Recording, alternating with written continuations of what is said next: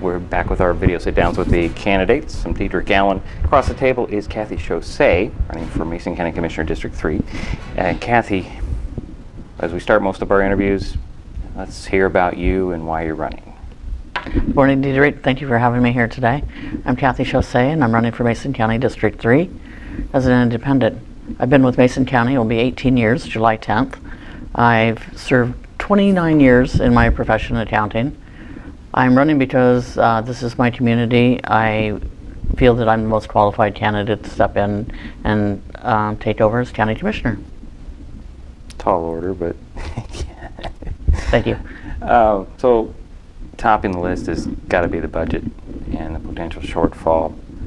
What are your thoughts on where the county is financially?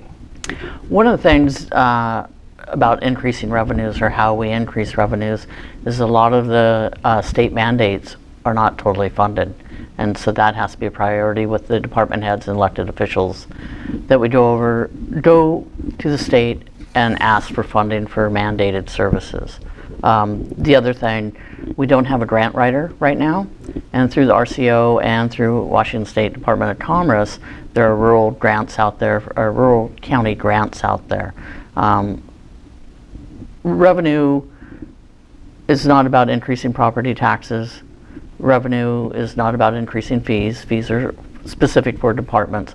So it is going and seeking 100% mandated funding from the state. Okay, I want to talk a little bit more about how would you propose increasing those revenues in the county? It's a tough question, I know, but as far as my research is still, for example, I'll say long-range planning is a mandated service from the state, but it's not funded.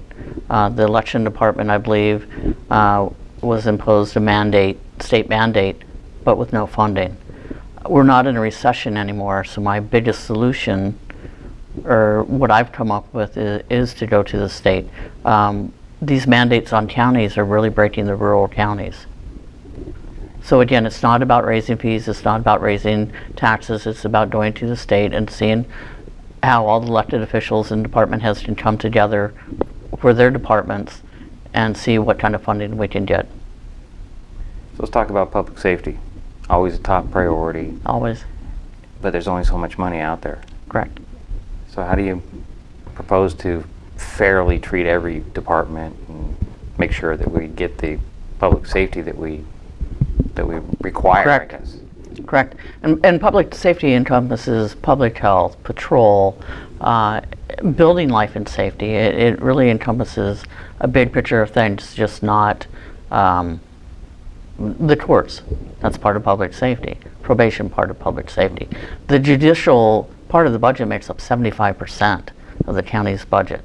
So with that said, what county has in place is we turn in a narrative explaining what our funding needs are, what funding we have. That changes every year. So you can't really say to a department or elected official, you have to stay within what you had last year. You can't do a 2% across the board cut either.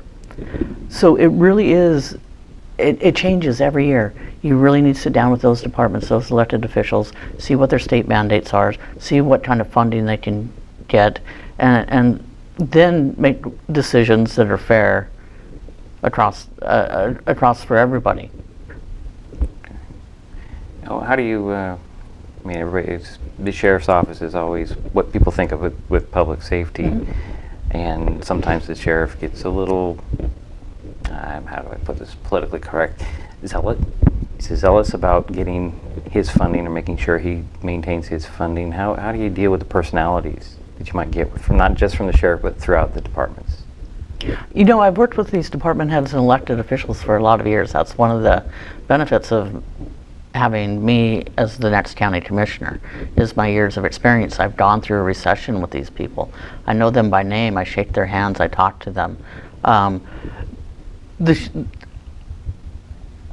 I believe the sheriff, when he turns in his preliminary budget, even though it may not go with the instructions that the commissioners have put out there, by RCW, an elected official says, hey, these are my needs. So nothing surprises me with any elected official or department head. They all have their needs.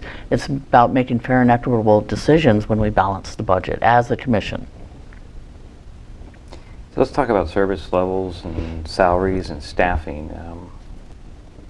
What steps can you do or plan to do to keep that current level of service? Right now, I think that we're down to the bare bones service. We provide level of service with minimal staffing. We can't decrease staffing anymore. I don't anticipate any reductions in staff from my point of view, as far as with what I've said of going to the state, seeking funding, having a grant person that brings in revenue. When I speak to the grant person bringing in revenue, that is for current expense. That's not for public health or for roads department, because they do their separate. They're on their own. They're different funds, but for current expense, to help with our parks department, to help with the rural community part of that. So top priorities when you get into office. What do you have a list? I mean, or is there something top on the list? You know, I have a few things. One is, of course, my priority, and I'm an accountant, is a sustainable budget.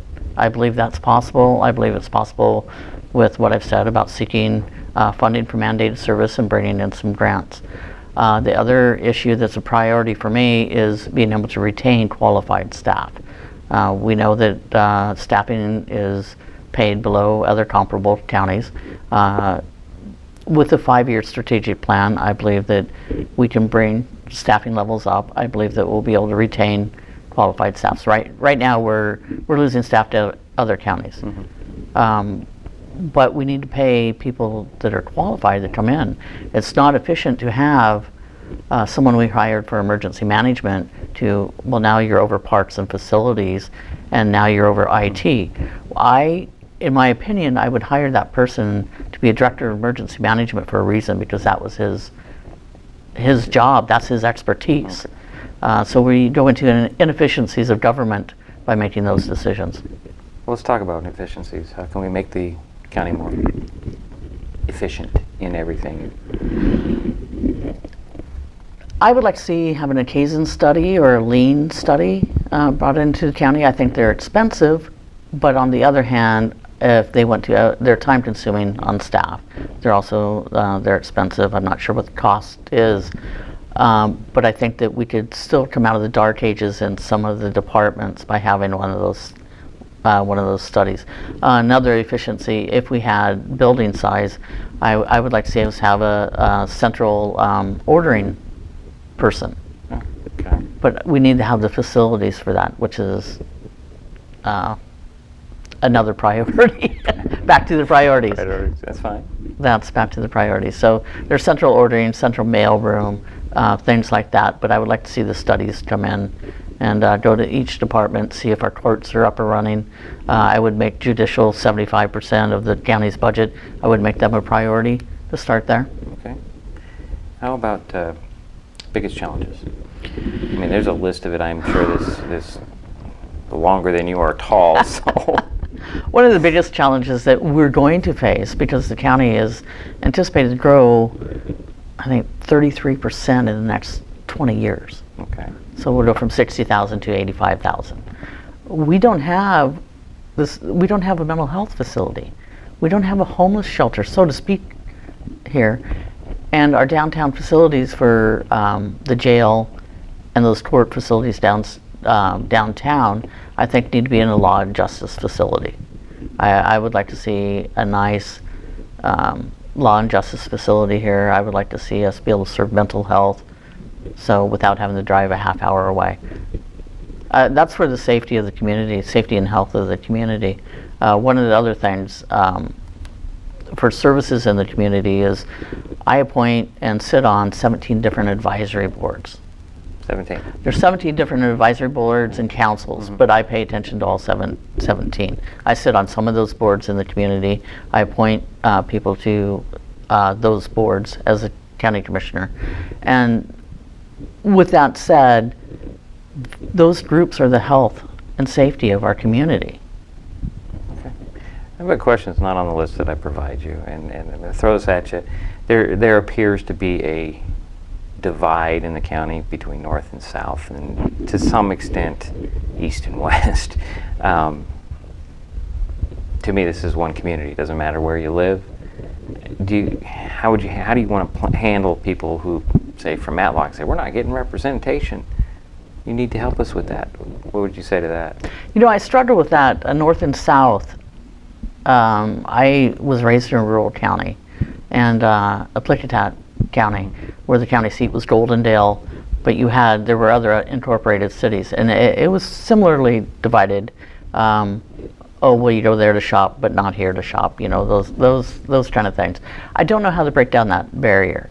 I see as we're one world, one county. Mm-hmm.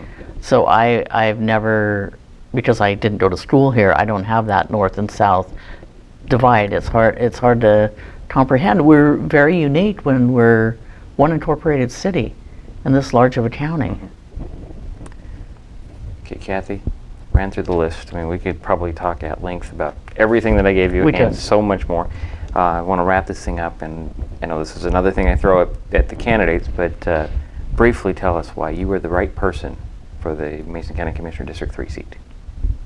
30 seconds, if you can do it. It's my experience in government. I've been governmental accounting for 18 years, 1 year prior to that, so 19 years. I've always been a public servant. I know all the players. I can walk in with a very small learning curve. That's why I'm the most qualified candidate. Kathy Chaussee, thank you for coming in, taking some time. Thank you, Dedrick.